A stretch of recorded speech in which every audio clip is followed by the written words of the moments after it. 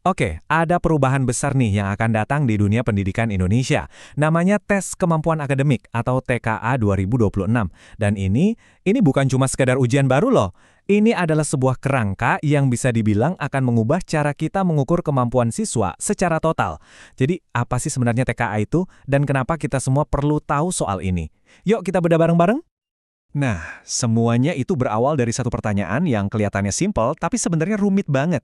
Coba bayangin deh, di negara kita yang super luas ini, gimana caranya kita bisa yakin kalau setiap siswa dari Sabang sampai Merauke diukur pakai standar yang benar-benar sama dan objektif? Ini dia tantangan utamanya, dan TKA ini mencoba untuk menjawab tantangan tersebut.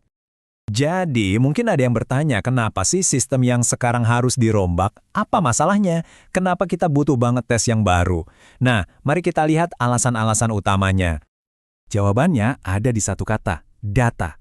Ya, pemerintah butuh data yang objektif, yang seragam dari seluruh penjuru Indonesia. Buat apa datanya?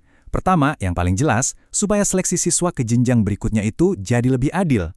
Kedua, yang nggak kalah krusial, data ini dipakai untuk memetakan kualitas pendidikan kita secara nasional. Jadi kita bisa tahu persis, oh daerah A butuh perbaikan di matematika, atau sekolah di wilayah B butuh penguatan di proses mengajar. Ujung-ujungnya, semua demi perbaikan yang lebih terarah.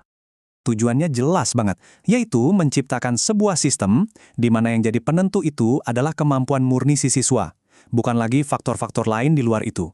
Ini bisa dibilang sebuah langkah besar untuk menciptakan kesempatan yang benar-benar setara bagi semua anak Indonesia. Oke, masalahnya kita udah paham ya. Sekarang, yuk kita kenalan lebih dekat sama solusinya. Tes Kemampuan Akademik atau yang kita singkat TKA. Kalau mau disederhanakan, TKA itu adalah sebuah tes standar yang penyelenggaranya langsung pemerintah, bukan lagi sekolah masing-masing. Ada dua kata kunci penting di sini. Pertama, berbasis komputer. Ini untuk menjaga standarisasi. Dan kedua, fokusnya pada capaian akademik inti. Jadi benar-benar yang paling fundamental. Sekarang, kita lihat detailnya yuk. Coba perhatikan tabel ini. Ada perbedaan yang cukup signifikan di tiap jenjang. Untuk tingkat SD dan SMP, fokusnya ada di dua mata pelajaran utama, yaitu Bahasa Indonesia dan Matematika. Pelaksanaannya nanti di bulan April 2026. Nah sekarang, coba lihat baris untuk SMA-SMK. Materinya lebih luas kan? Ada tambahan bahasa Inggris dan dua mata pelajaran pilihan. Dan yang menarik, semua soalnya dibuat terpusat dan dimulainya bahkan lebih awal, November 2025. Ini nunjukin kalau pendekatannya itu sangat spesifik untuk tiap level pendidikan. Oke, kita udah tahu apa itu TKA. Sekarang pertanyaan berikutnya adalah bagaimana tes ini bakal dijalankan secara praktis di lapangan nanti? Kuncinya ada di teknologi. Semuanya berbasis komputer. Artinya apa? Artinya, siswa yang ada di Papua dan siswa yang ada di Jakarta akan menghadapi format ujian dan sistem penilaian yang identik, sama persis. Ini krusial banget untuk menghilangkan berbagai bias dan memastikan keadilan. Dan jangan bayangkan ini soal pilihan ganda yang biasa-biasa aja. TKA ini dirancang untuk menguji cara berpikir yang lebih dalam. Ada yang namanya pilihan ganda kompleks, di mana satu soal itu jawabannya bisa lebih dari satu. Kebayangkan? Lalu ada juga format di mana siswa harus menilai serangkaian pernyataan, mana yang benar, mana yang salah. Jadi ini bukan lagi sekedar soal hafal-menghafal, tapi soal pemahaman yang sesungguhnya. Satu hal yang perlu diingat, TKA ini bukan proyeknya pemerintah pusat sendirian. Ini adalah kerja gotong royong. Pemerintah pusat menyiapkan sistemnya, pemerintah daerah menyiapkan fasilitas, dan bahkan ikut bantu bikin soal untuk level SD/SMP.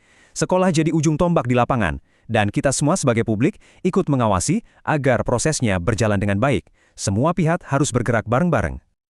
Sekarang kita coba bedah lebih dalam lagi. Keterampilan apa sih yang sebetulnya diuji oleh TKA? Kita mulai dari fondasi yang paling penting dari semuanya, literasi membaca. Kenapa membaca jadi fokus utama? Alasannya sangat mendasar. Seperti yang tertulis di sini, membaca itu adalah fondasi untuk kita bisa terus belajar seumur hidup. Di zaman sekarang, kemampuan untuk memahami teks itu jadi kunci untuk menguasai hampir semua hal. Makanya, ini jadi pilar utama TKA. Coba deh lihat perbedaannya. Di tingkat SD teksnya lebih pendek dan bahasanya lebih lugas. Begitu masuk SMP, tantangannya langsung naik. Teksnya lebih panjang, kalimatnya lebih rumit, dan siswa mulai dituntut untuk bisa menangkap makna-makna yang nggak tertulis secara langsung. Ini seperti membangun tangga kemampuan selangkah demi selangkah. Jadi, apa aja yang diukur? Ada 3 level. Level pertama, cuma menemukan informasi yang tertulis jelas di teks. Level 2, kita harus jadi kayak detektif, menarik kesimpulan dari petunjuk-petunjuk yang ada. Dan level 3, kita jadi seorang hakim, yaitu menilai isi teksnya, membedakan mana fakta, mana opini, dan menganalisis gaya si penulis. Ini jauh lebih kompleks dari sekedar bisa membaca, kan? Oke, sebagai penutup, mari kita coba tarik mundur sedikit dan lihat gambaran besarnya. Apa sih sebetulnya arti TKI ini bagi masa depan pendidikan di Indonesia? Pada akhirnya, kita semua harus ingat kalau TKA ini hanyalah sebuah alat. Tujuannya jauh lebih besar dan lebih mulia, yaitu pendidikan bermutu untuk semua. Harapannya, dengan data dari TKA, kita bisa mengukur dengan lebih akurat, dan dari situ kita bisa memperbaiki sistem pendidikan untuk memastikan setiap anak di negeri ini mendapatkan haknya, pendidikan terbaik. Ini adalah sebuah reformasi yang sangat ambisius, dengan potensi yang juga sangat besar. Fondasinya sedang dibangun. Jadi, pertanyaan besarnya sekarang adalah, apakah TKA ini akan benar-benar menjadi lompatan besar yang kita butuhkan untuk pendidikan Indonesia? Ya, hanya waktu yang bisa menjawabnya.